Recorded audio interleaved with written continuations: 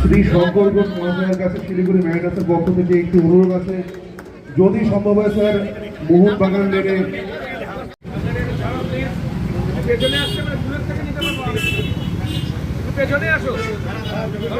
মঞ্চে আসতে অনুরোধ। শিলিগুড়ি জার্নালিস্ট ক্লাবের জেনারেল সেক্রেটারি অনুরোধ করছি।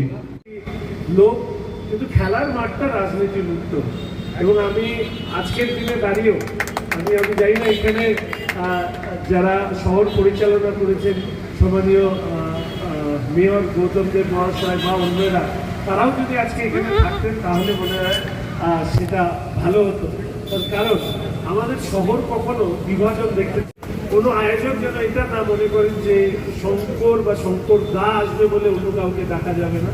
যাদের যেটা সম্মান সেটা যেন তাদেরকে দেওয়া হয়, এটা আমার অনুরোধ থাকবে। সবাইকে ধন্যবাদ, নমস্কার, ভারত মাতা কি জয়। মুক্ত রাজনীতি মুক্ত ময়দান সেটা বরাবরই আমি শুনেছিলাম উনি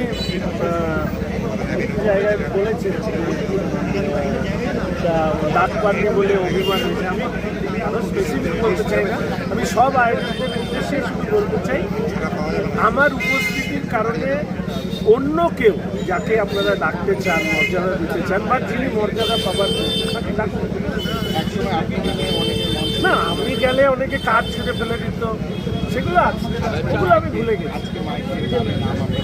না, সে কারো কে কী করতো আমি সেটা কারো স্পেসিফিকভাবে বলবো না। তবে আমার উপস্থিতি এরকম হয়েছে আমাকে দাঁড় করিয়ে রেখে দিচ্ছে, তারপরে আমি চলে গেছি। এগুলো আমি নিয়েছি। আমার নাম শিব, বিষ পান করা, বিষ গলায় রাখা আমার ধর্ম। আমি ওগুলো ভাবি না। সবাইকে সম্মান করি, শ্রদ্ধা করি, যার শ্রদ্ধা পাওয়ার যোগ্য। আর আইনের চোখে কেউ যদি সুস্থ হয় সেটা আমার প্রেক্ষাপট রয়েছে।